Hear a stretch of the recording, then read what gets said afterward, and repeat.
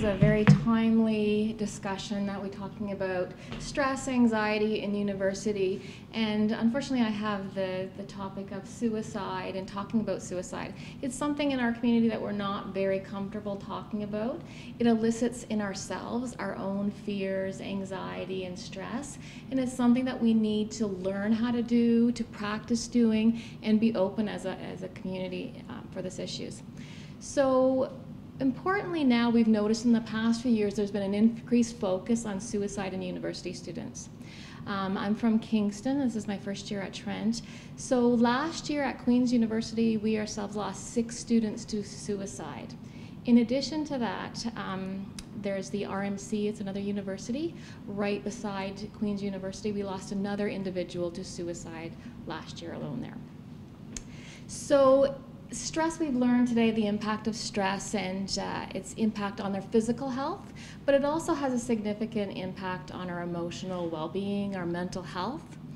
Some of the causes of stress for university students, is where I'm going to focus on today, is really being away from home for the first time. Many of our first-year students have never been away from home. There's a huge adjustment that takes place the first year. Another one are academic demands, and that's significant in first year, but it continues on through the trajectory of your education.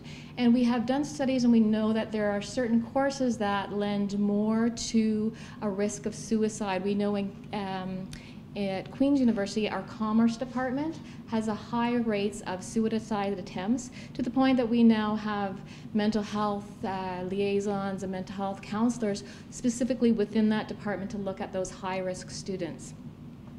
Another one are social pressures that they're under, that students are under through their university education, with relationships, with meeting friends, with balancing the demands of social life, with academic life, financial pressures and issues.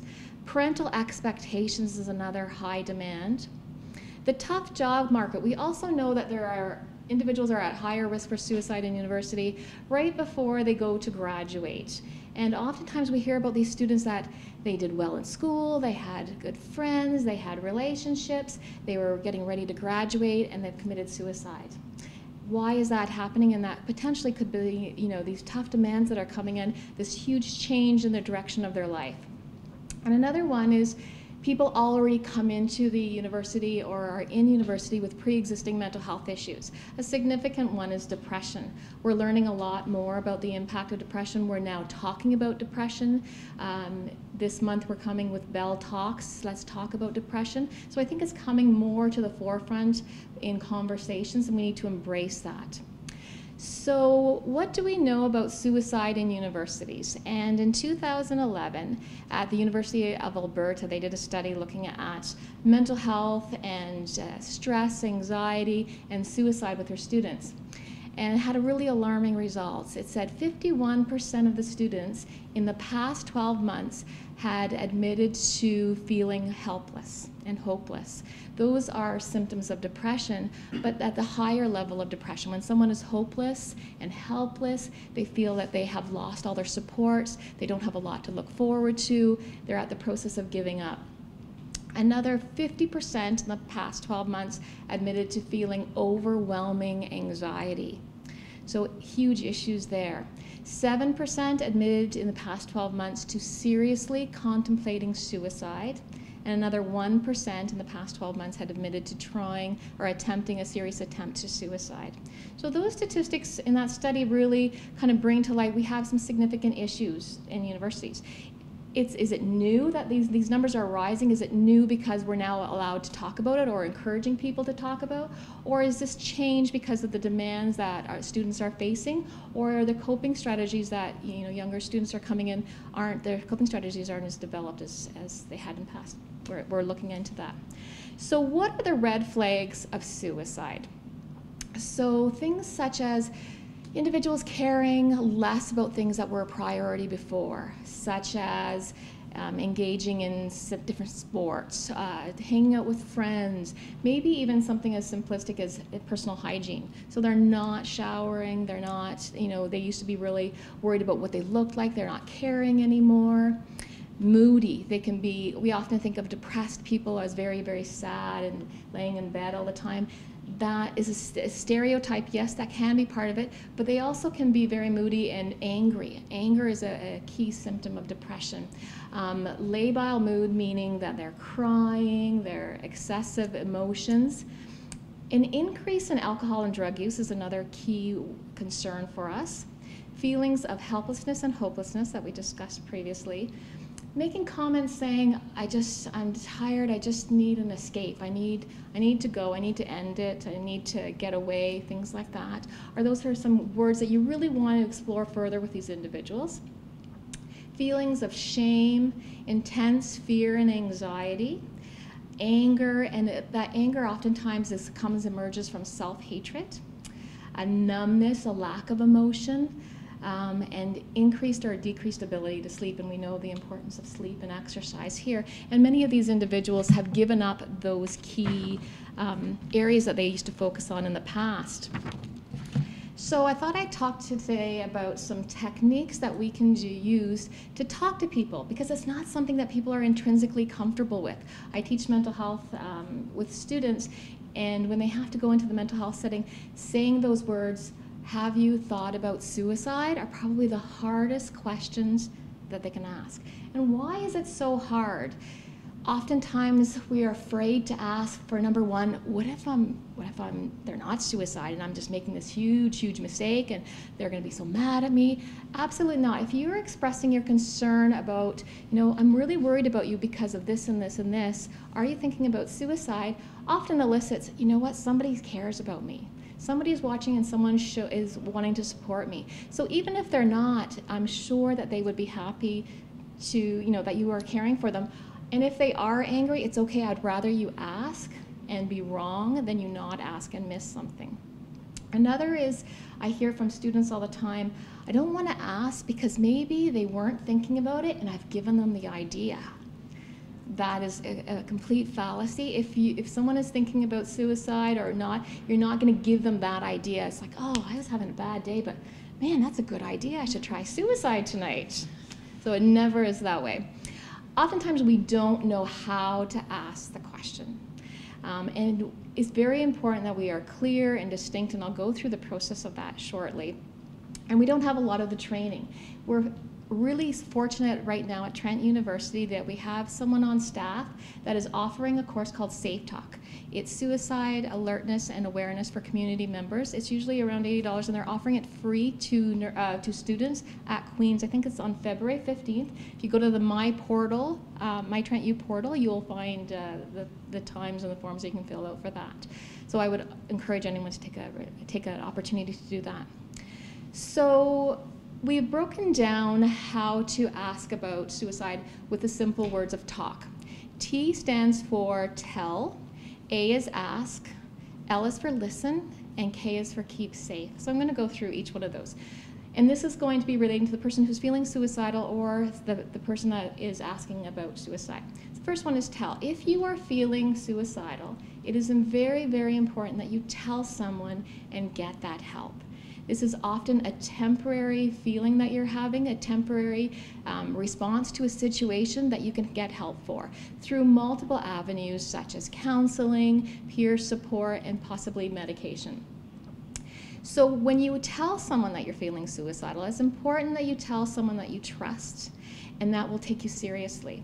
I work in the emergency department also, and unfortunately, sometimes we don't take our patients as seriously as possible.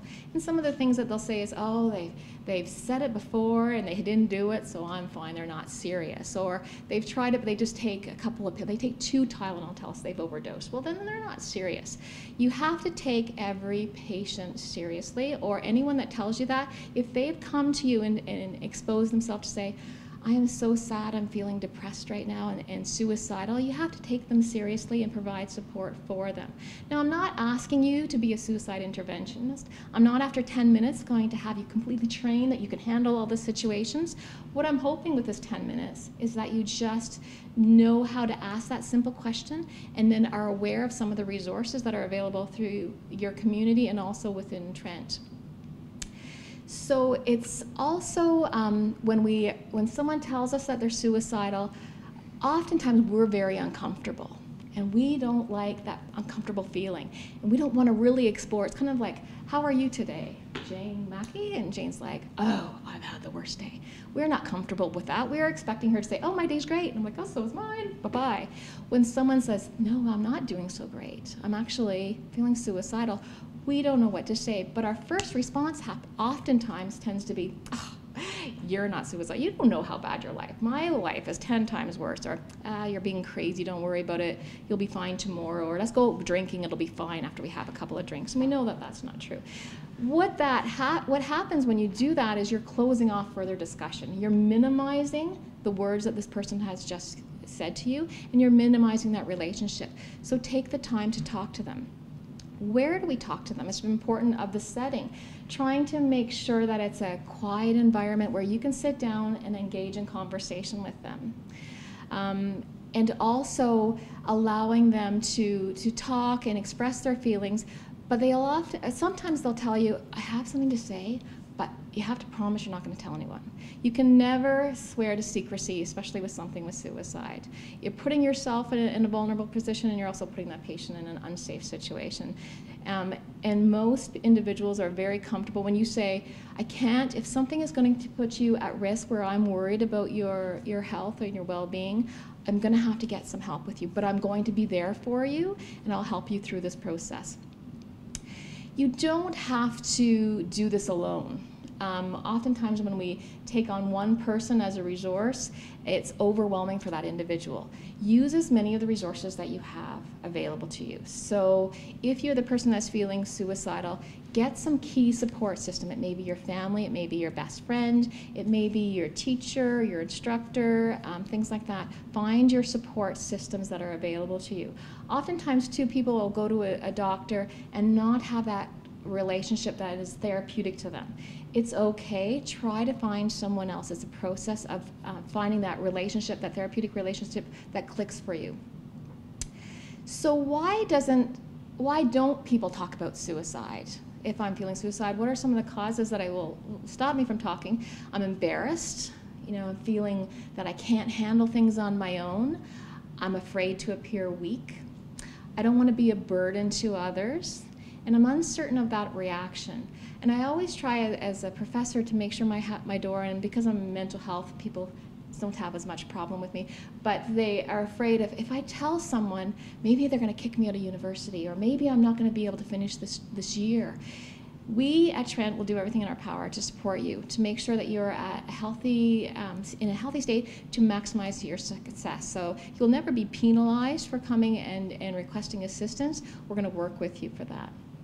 So that's telling. It's really important to tell someone. Next we have to do is ask.